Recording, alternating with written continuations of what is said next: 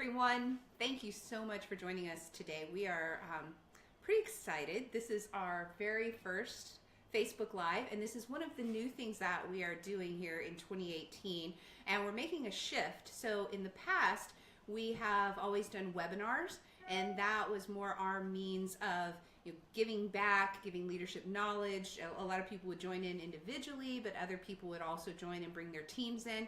So we're trying something different this year. I'm pretty excited about it. So our theme for this month, and each month we have a different theme, this month is on an ownership mentality. Now, we did do a webinar with my colleague Joanne just last month on ownership, and so you can certainly log into that. On that webinar, we talked a lot about statistics, we talked about steps and things to do, and today's going to be a little bit different. So we're still going to be talking about ownership, and I want to invite Joanne to bring any of that data in because that was amazing. But really, one of the cool things that we are very intentional here to do today is that we have 3 different generations represented in this conversation, and we're not going to tell you which generation we're in, although it's probably pretty obvious. But just taking that mentality of ownership. So we just thought that we'd have a conversation about it. Each of us would describe what ownership means to us, how we would define it. And then, a couple of different ideas. Ariel brought in the idea of talking about, how, what were the situations like where we wanted to take ownership, and what spurred us to do that, what maybe were places where we didn't want to take ownership, all in the workplace, and what sort of people and situations inspire us for that. So we just want to take a moment today and have this conversation with you and be a part of wherever you are at work or in your home, but just hopefully you're not driving, maybe the passenger, if that's okay. We're just super excited to be here with you. So before we get started, I'm going to just ask my friends and colleagues here to introduce themselves, and then I'll introduce myself, and then we'll just kind of get going. Yeah, hello. I'm Joanne Auger. I have been with MSB for, 7-8 years? 10. It has been about 10. It's kind of nice when you're having fun. Yes.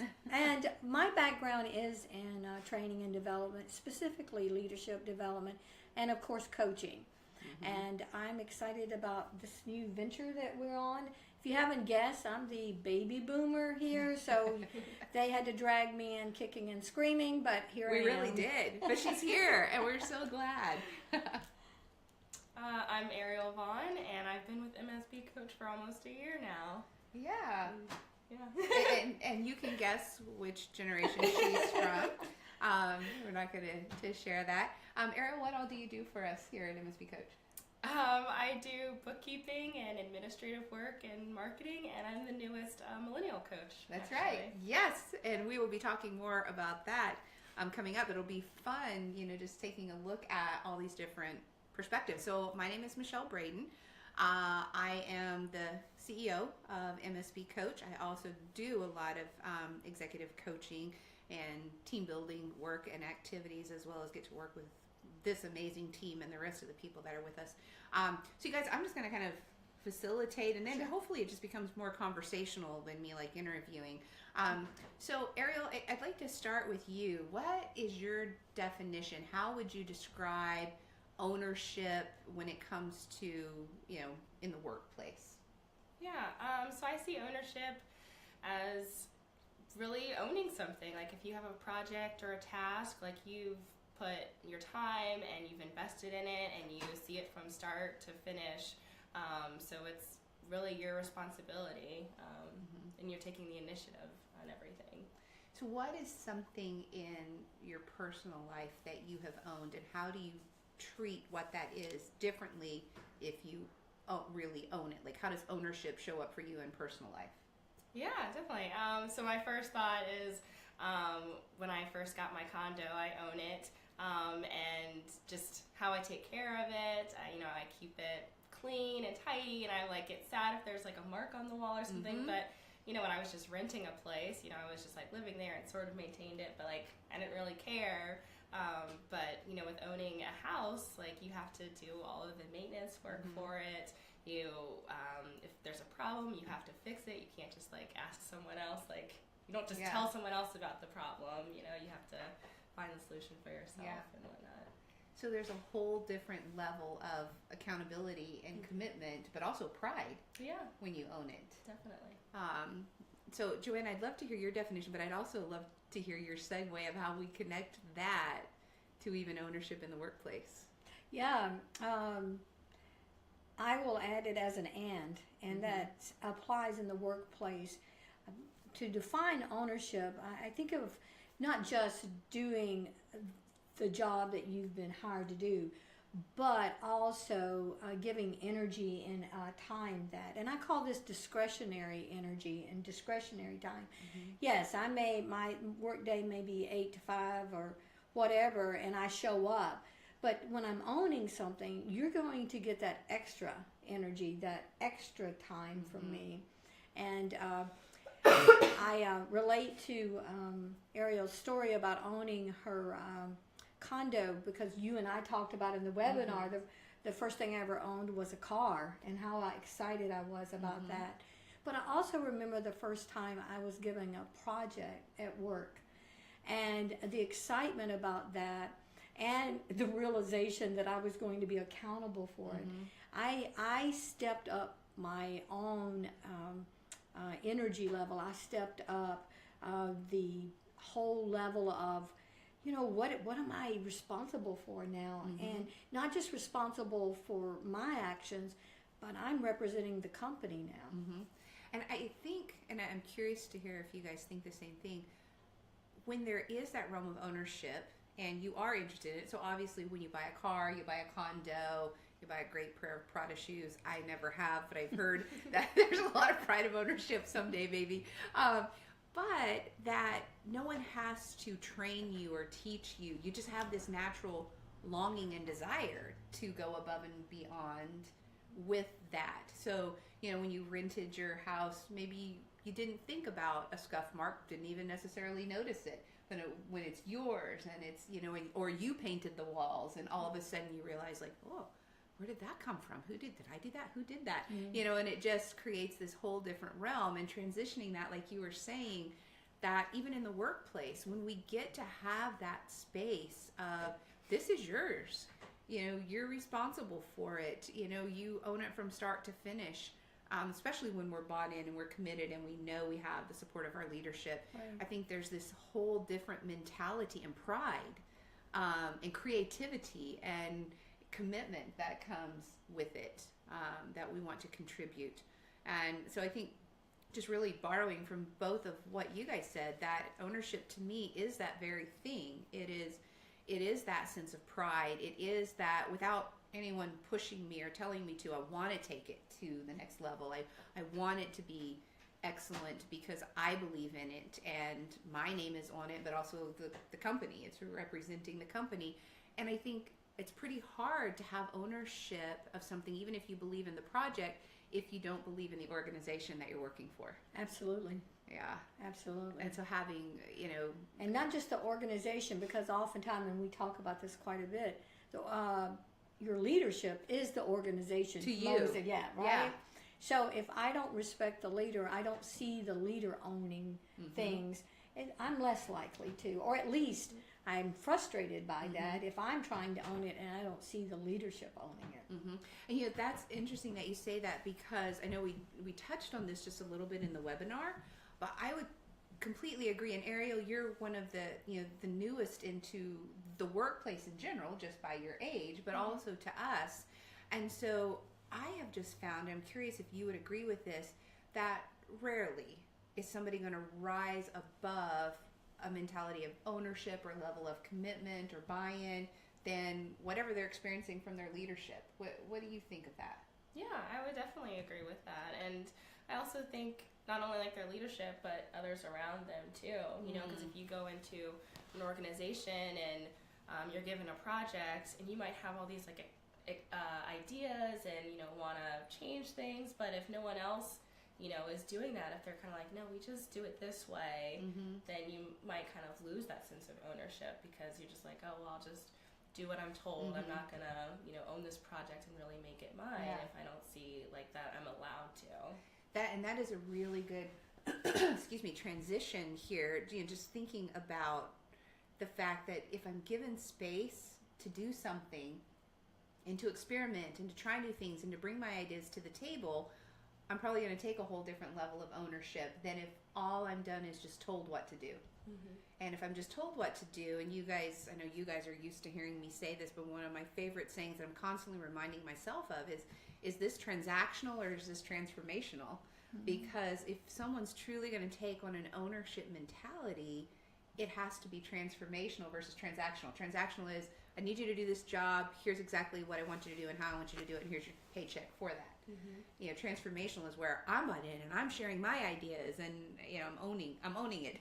There's that phrase in that word. So in transitioning to that, and Joanna, I'll ping this back to you. And by the way, you guys, please, any questions or you have, we didn't intend for this to be like I'm an interviewer, and all of a sudden I realized it's like I am. And this too, you guys, I'm going to jump out there to you guys. We want your feedback. This is our first Facebook Live, so tell us what we're doing well. Tell us, be kind and gentle, but also tell us where we could improve, what we could do better, because we really hope to, to grow these, to make them interesting, to grow our audience. We want you to enjoy it. So we need your feedback so that we can get better and keep doing well what we're doing well. So one of the things that we had talked about was sharing, what are our own experiences in ownership in the workplace, and in particular, and I love this idea that Ariel brought to the table, in particular, what has spurred us, either people or maybe it's the situation and topic or project that we're working on that really made us want to take ownership and maybe even raise our hand like, hey, I'll do that, I'll take that. And then the opposite is maybe what has happened, whether it was the actual project or the people that we were working for and with, where we were like, oh man, I really don't want to take ownership, and we drag our feet and we show up, to use a psychological term, maybe somewhat passive aggressively, because we don't want to do it. But we don't really put a voice to that because we feel like we need to. So, each of us just sharing, our personal story. So Joanne, what is yours? Well, I'd like to share one where I was demotivated and by a leader's attempt at giving ownership to his team. He had received feedback, employee feedback, that people didn't feel like they had the ability to speak up or to share their thoughts or to be part of problem solving, and the organization was going through a number of changes. And if you're not part of those conversations when an organization's in change, you feel like it's being done to you. That right there is so powerful. Yes. Yeah. So there had been some feedback about, we'd like some say in the changes that we're doing. We're out here doing the job every day. You should get our input. So one day there was this big meeting. He comes in and says, hey, got your feedback, so we've got something that's about to take place. I want to get your feedback. And boy, it was just turned into such a great meeting. People jumped in and shared what they thought and the way it should be done. And then about a week later, we get a memo. And we're back. So we clearly are newbies at this Facebook Live. So somehow, we don't know how, we dropped connection. But we did want to finish up what we had started because I felt like we were having really great conversation. I hope it was meaningful to you as well. Anthony, who's one of our team members helping us here with all of this technical aspect, said that some comments were coming in. I haven't gotten to look at them yet, so please keep them coming in. But just to catch you up, those of you that were already joined with us and people who may just be joining back on, we're MSBCoach. We are a leadership executive coaching firm. We do leadership, team building, and one of the things that we are focusing on in 2018 is that each month we have a theme, and we're going to do a Facebook Live at least once a month around that theme. If we've got a lot of good energy, we may start adding some more.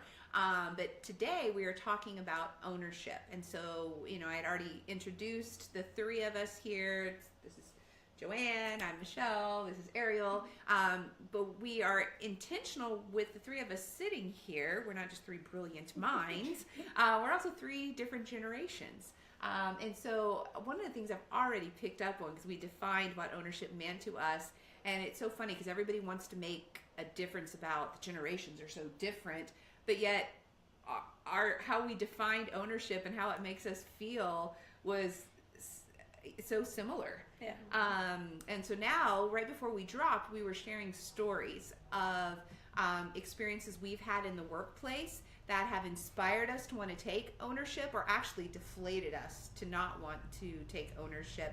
And Joanne was right in the middle of sharing this great story. We were all leaning in, and then she dropped. So Joanne, if you could just summarize where it left off, and then pick back up to finish that story and share your positive story, and then we'll go to you, Ariel. Oh, sure.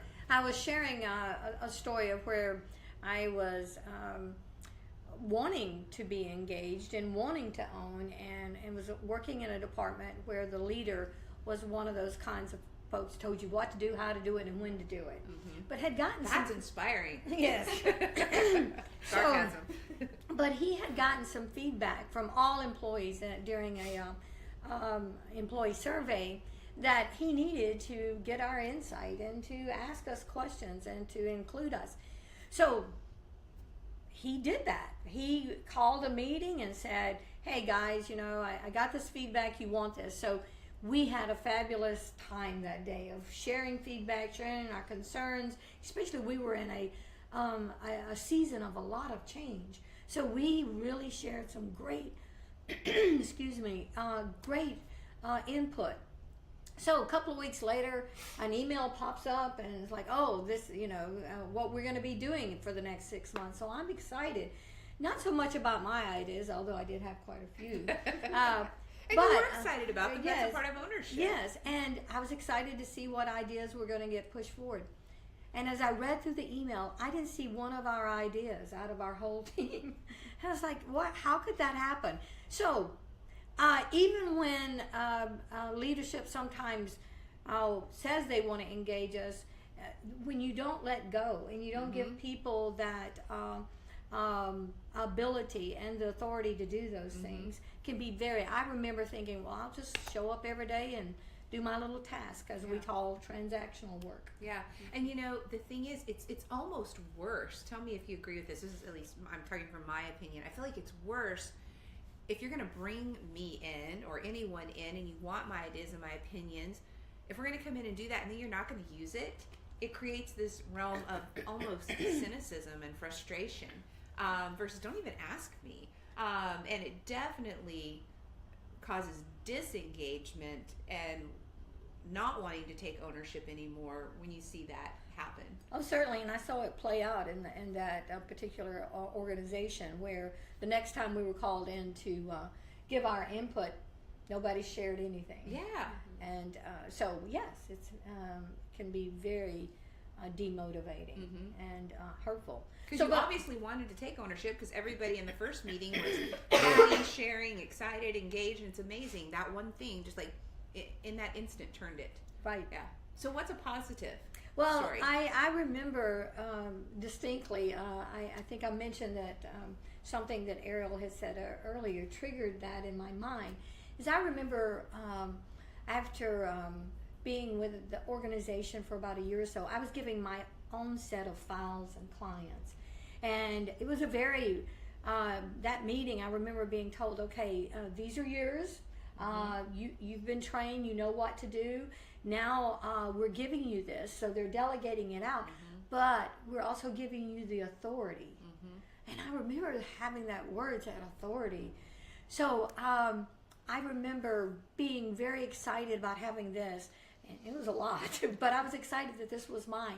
And I remember the first day that I was had completed a file. It was ready to be signed off on it, and I was the person who was going to sign it. And I remember signing my initials in a couple of places, and then signing my full name. And I remember having such a great sense of pride, and a little trepidation. Is this is mine, and whatever happens comes back to me. Yeah. And I'm representative of the organization to this person. Yeah. So that was a very exciting time for me. I love that. And I love something you probably didn't even realize that you said while you were talking, and maybe you did, I don't know, but you just said it was mine. And that's a part of what ownership is where we feel that, since going back to how we all described ownership in our own personal lives, it's mine. This is my car. This is my house. You know, this is my project. You know, even though, yes, there's teams and we're all contributing, but that sense of ownership goes to that sense of owning it and pride. And so I love that you use those words, probably even unintentionally. So Ariel, can you share with us a little bit from your experiences, a positive as well as a negative, whichever order you want to put it in? Yeah, well, kind of what Joanne was talking about with her story is